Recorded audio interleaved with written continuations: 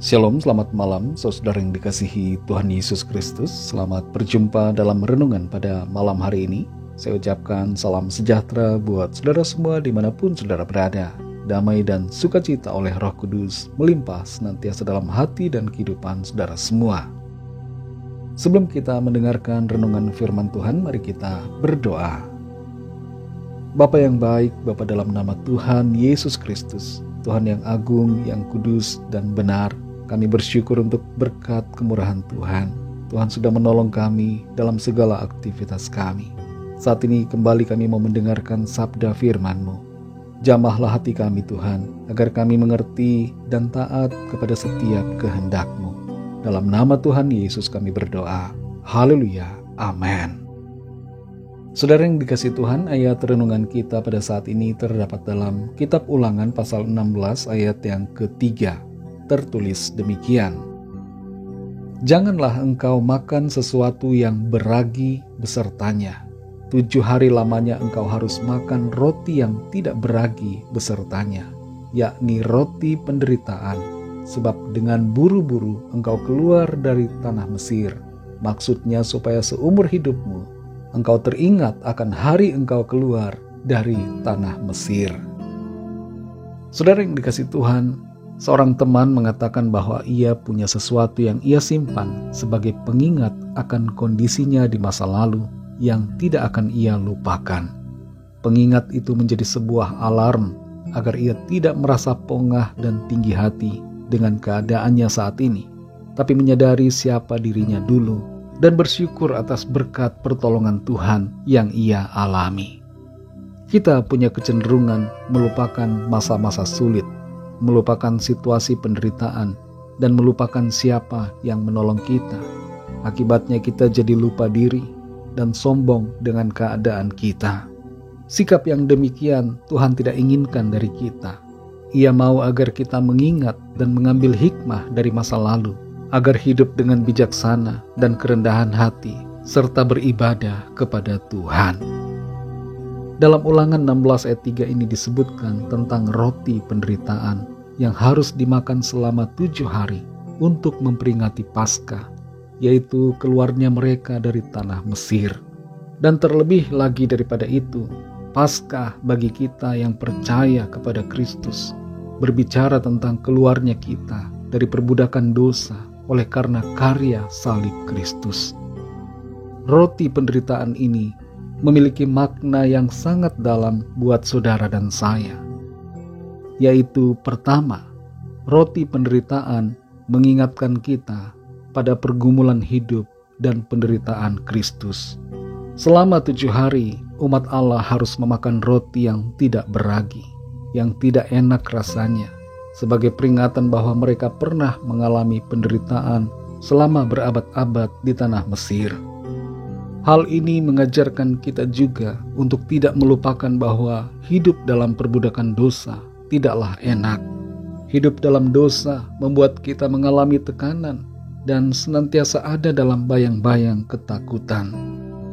Roti penderitaan ini juga mengingatkan kita tentang betapa luar biasanya penderitaan Kristus yang telah memerdekakan kita melalui pengorbanannya di atas kayu salib. Yang kedua, roti penderitaan mengajarkan kita semua untuk bersyukur kepada Tuhan. Kita diingatkan untuk bersyukur, berterima kasih atas pertolongan Tuhan yang kita alami.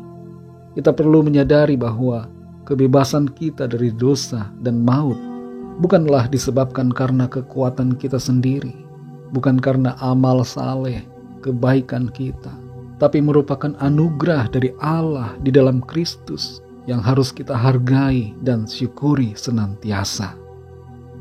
Yang ketiga, roti penderitaan mengajarkan kita tentang kesederhanaan hidup. Selama 7 hari, umat Allah hanya makan roti penderitaan dan air sebagai makanan dan minuman mereka. Roti penderitaan mengajarkan kita untuk hidup sederhana dan tidak bergantung pada hal-hal materi. Kita diingatkan bahwa kebahagiaan yang sejati tidak terletak pada harta benda atau kemewahan, tapi pada kesederhanaan dan kepuasan hati di dalam Kristus.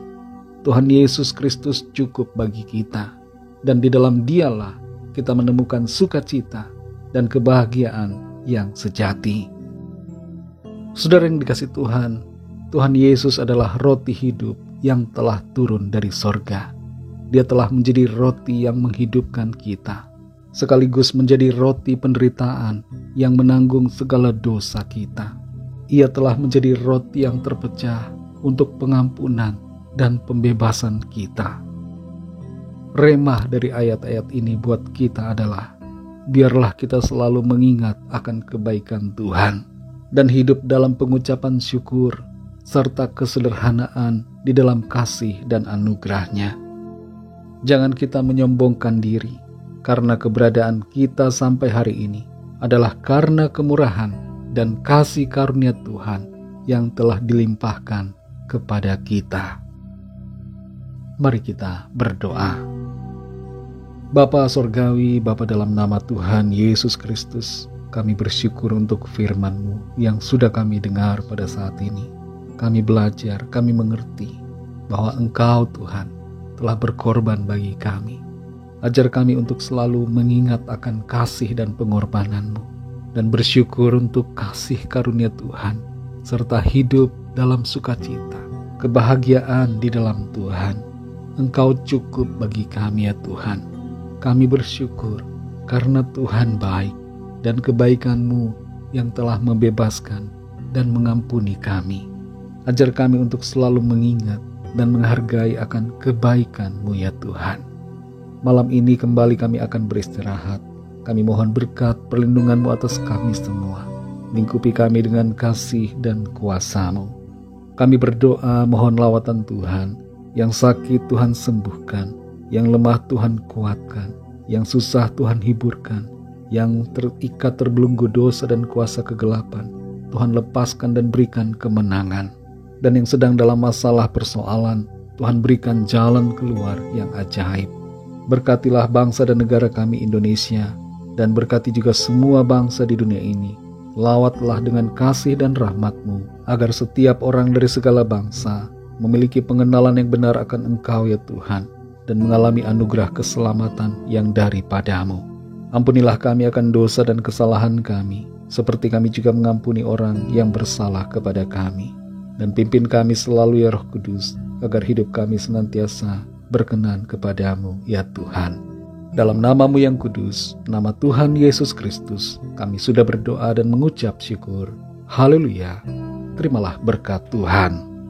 Tuhan memberkati engkau dan melindungi engkau. Tuhan menyinari engkau dengan wajah-Nya dan memberikan kasih karunia. Tuhan menghadapkan wajah-Nya kepadamu dan memberikan damai sejahtera. Berkat anugerah dari Bapa Sorgawi, cinta kasih karunia dari Tuhan Yesus Kristus, dalam persekutuan dan penghiburan Roh Kudus, menyertai kita semua, sekarang ini dan sampai selama-lamanya. Dalam berkat nama Tuhan Yesus Kristus. Haleluya. Amin. Puji Tuhan, saudara yang dikasihi Tuhan, saya percaya firman Tuhan menjadi berkat dan kekuatan buat saudara semua, dan Roh Kudus akan menolong saudara untuk lebih lagi memahami kebenaran firman Tuhan. Tuhan Yesus memberkati saudara semua. Sampai jumpa dalam renungan yang berikutnya. Haleluya.